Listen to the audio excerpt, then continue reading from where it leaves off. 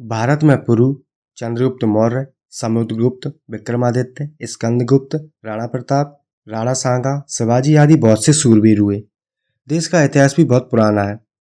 फिर भी हम जब 2500 साल पहले के ज्ञात भारतीय इतिहास पर नजर रखते हैं तो बहुत बड़ा प्रश्न चिन्ह हमारे सामने आता है, क्योंकि इतने शूरवीरों और इतने लंबे इतिहास के बावजूद हमारा इतिहास बार बार मुंह की खाने मात्र का इतिहास लगता है। ये पराजयों की एक लंबी दास्तान के सिवा और कुछ भी नहीं है। ये जो मैं कह रहा हूँ आपको गलत और बुरा तो जरूर लग रहा होगा, लेकिन सच तो सच होता है, जो हमेशा ही बुरा लगता है। ईसा पूर्व 5वीं-6वीं शताब्दी से भारत के विभिन्न भागों पर विदेशियों के हमले और उनके कब्जों के इतिहास में गवाहियां मिलती हैं। आइए जानते हैं इन हारों के बारे में।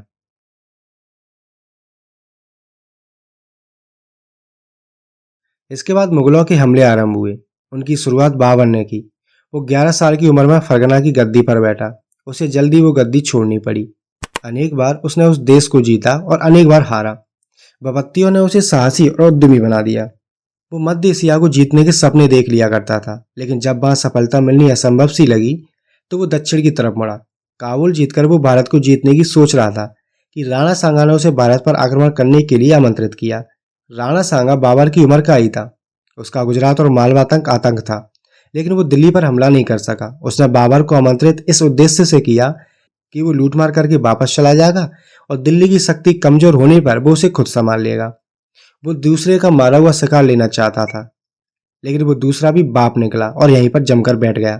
1526 ईस्वी में पानीपत के मैदान में अब्राहम लोदी ने बहुत बड़ी सेना लेकर बाबर का मुकाबला किया। भारतीय सैनिकों ने न कभी तोपें देखी न फिर बंदूकें। उनकी मार के सामने वे दम भर न टिक सके। तोपों की मार से बचने के लिए हाथी अपनी खुद की सेना को कुचलते हुए भाग निकले। बाबर ने दिल्ली पर कब्जा कर लिया। राणा सांगा ने जब देखा कि बाबर लूटमार करके जाने वाला नहीं, तो उसने उससे सीधा लोहा लेने की सोची। राजपूत बहुत बहादुरी से लड़े, तोपों की मार की उन्होंने जरा भी परवाह ना की। तब बाबर ने दूसरी रणनीति अपनाई। उसकी आरक्षित सेना ने राजपूत सेना की रक्षा के लिए उसके पीछे पीछे चलने वाली सैनिक टुकड़ी पर हमला किया। ऐसे ही राजपूत अपनी पिछली टुकड़ी को संभालने लगे, वैसे ही सामने मुगल सेना ने उनके अग्रभाग को तोड़ दिया। फिर क्या था, राजपूत हार गए, उन्हें मुंह की खानी पड़ी। 1739 में नादिर शाह ने भारत पर हमला किया। ईरानियों की तोपंदाजी के सामने भारतीय टिक ना सके। उसने शर्त के साथ दिल्ली में प्रवेश किया। पहले तो वो चुप रहा, लेकिन जब उसने सिपाहियों और दिल्ली वालों में गले की दर पर झगड़ा हुआ तो उसने चिढ़कर कत्लेआम का हुक्म दे दिया। जितना खून इस बार बहा उतना चंगेज खां और तैमूर के समय में भी नहीं बहा होगा। वो लगभग 50 करोड़ रुपए, तख्ते ताऊस और कोहिनूर हीरा लेकर स्वदेश लौट गया। देश में बहादुर तब भी थे। मराठे और राजपूत ये सब देखते हुए भी आपस में लड़ मर रहे थे। नादिर शाह को मारकर अफगानिस्तान की जनता ने उसके सेनापति अहमद शाह अब्दाली को गद्दी पर बैठा दिया था। उसने भी भारत पर कई हमले किए। पानीपत के मैदान में मराठों की जबरदस्त सेना ने 1761 में अब्दाली का मुकाबला किया। मराठों की सेना में गायकवाड़, सिंधिया, होलकर और भरतपुर का राजा सूरमल शामिल थे। राजपूतों ने भी कुछ मदद की। सदाशिवराव सेना का संचालक बना और पेशवा का पुत्र विश्वासराव उसका सहायक। पर इस सेना के विविध अंगों में मिलना था। अब्दाली मैदान में आ डटा था, लेकिन उस समय पर शीघ्र हमला न हो सका, क्योंकि बिल्कुल मौके पर इस बात पर बहस होने लगी कि युद्ध पुरानी पद्धति से लड़ा जाए या फिर नई पद्धति से। सूरमल और होलकर पुरानी पद्धति के पक्षधर थे। इब्राहिम का कहना था कि अगर उसकी बात न मानी गई तो वो अब्दाली से जा मिलेगा। सदाशिवराव काम आया, इब्राहिम घायल हुआ और सिंधिया घायल होकर भाग गया। पेशवा की गम से ही मौत हो गई। अब्दाली जीत गया। मराठे और राजपूत अपने अपने केंद्र में प्रबल थे। मुसलमानों का सूरज डूब रहा था। अगर फूट ना होती तो किसी भी बात की कमी ना थी। गुरु गोविंद सिंह और शिवाजी पंजाब और महाराष्ट्र में मुगलों से लोहा ले रहे थे, लेकिन राजपूत और मराठे और दूसरे हिंदू राजा ही उनके खून के प्यासे थे। आपसी फूट के कारण वे एक नई शक्ति के हाथ चढ़ गए। अंग्रेज, फ्रांसीसी, डच और पुर्तगाली यहाँ व्यापार करने के लिए आए थे।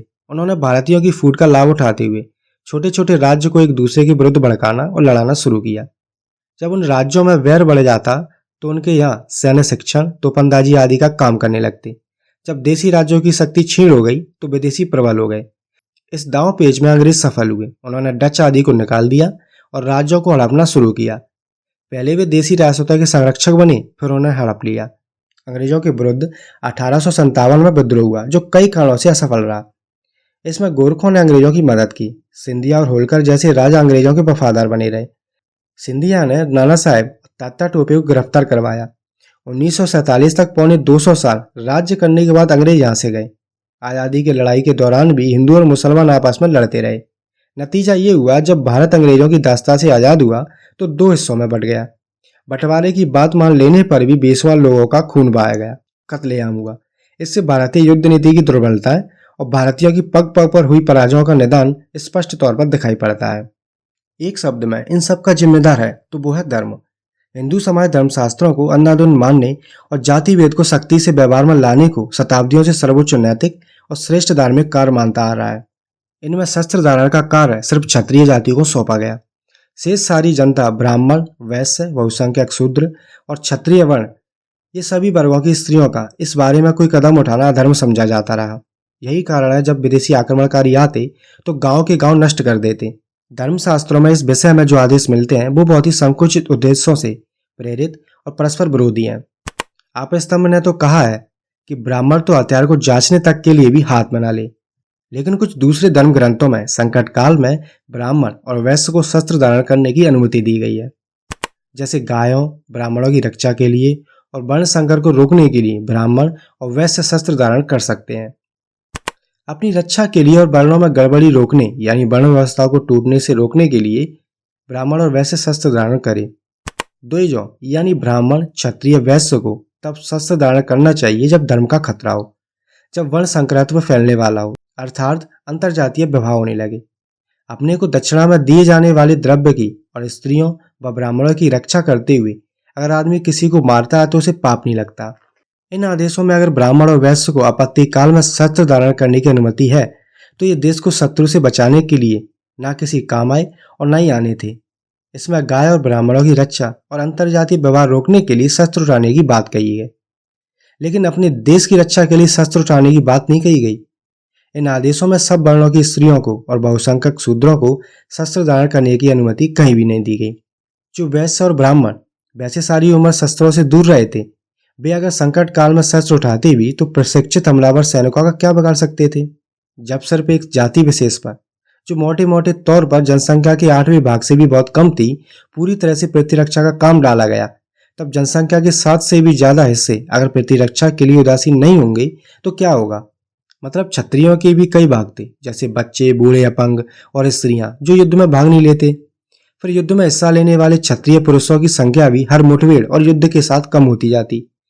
युद्ध सामग्री तैयार करने वालों में धनुष, तीर और रथ बनाने वाले विशेष रूप से आते हैं, लेकिन उन्हें पुरुषमेघ यज्ञ के अवसर पर बलि चढ़ा दिया जाता था। इससे युद्ध सामग्री के स्तर के विकसित होने की संभावना कम हुई।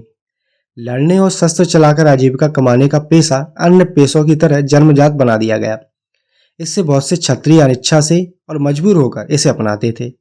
ऐसे में उनमें उत्साह और नई चीजें सीखने की आवश्यक ललक कहाँ से आती।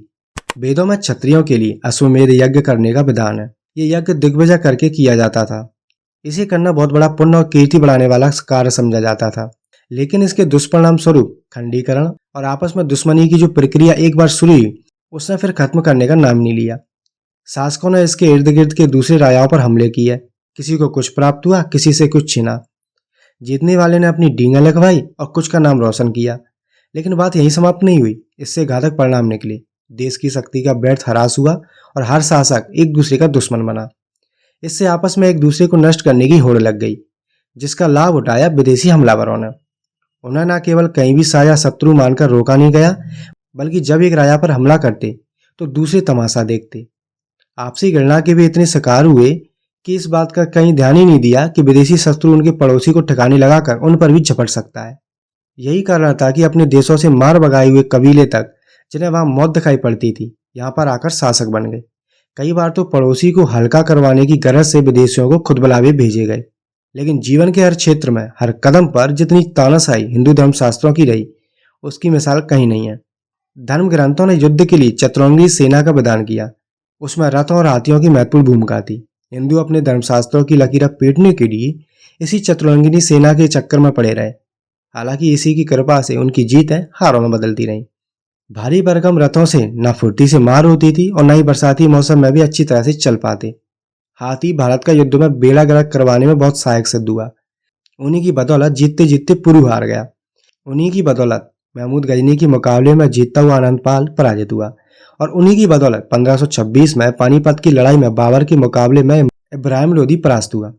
जब इन हिंदू धर्म ग्रंथों में ऐसी चीजें हैं जहां तक आज भी विज्ञान नहीं पहुंच पाया, जैसा आज भी अतीतवादी हिंदू डींगा मारते रहते हैं, तो उनको मानकर चलने वाले हिंदू ऐसी कोई भी चीज दूसरे से सीख कर अपनी युद्ध विद्या में परिवर्तन कैसे कर सकते थे? वे अपने को खुद ही अपमानित कैसे कर सकते थे? वे 3-3 गज लंबे तीरों से चिपटे रहे, जबकि यूरोप, पश्चिमी और मध्य एशिया में बंदूकों और तोपों का प्रयोग काफी समय से हो रहा था। हिंदुओं को तोपों का और बंदूक का तब पता चला जब 1526 में बाबर ने उनकी धज्जियां उड़ाई थी। प्राचीन भारतीय हथियारों के विषय में कई प्रकार की कल्पित बातें प्रचलित हैं। ऐसे अस्त्रों की बात की जाती है जो बम के समान संहार करते हैं। महाभारत में आग्नेयास्त्र जैसे खतरनाक अस्त्रों का जिक्र बताया जाता है। ऐसे ऐसे तीर बताए जाते हैं जिनके चलने पर वर्षा हो जाती थी, आग बरसने लगती थी, सब कुछ तबाह हो जाता था। यह वर्णन अगर सच्चे हैं तो भारत पर जब बार बार मुट्ठी भर लुटेरे और विदेशियों ने आक्रमण किए, तब ये तथाकथित शक्तिशाली अस्त्र कहाँ गए थे? अगर वे सचमुच ही ऐसी कोई चीज होते तो ऐसी ऐतिहासिक युद्ध में इनका प्रयोग क्यों नहीं किया गया और पिछले 2-2.5 वर्ष का इतिहास पराजय की इतिहास ना होता? तभी तो बार बार एक समान खून बहा, गांव लुटे और जले।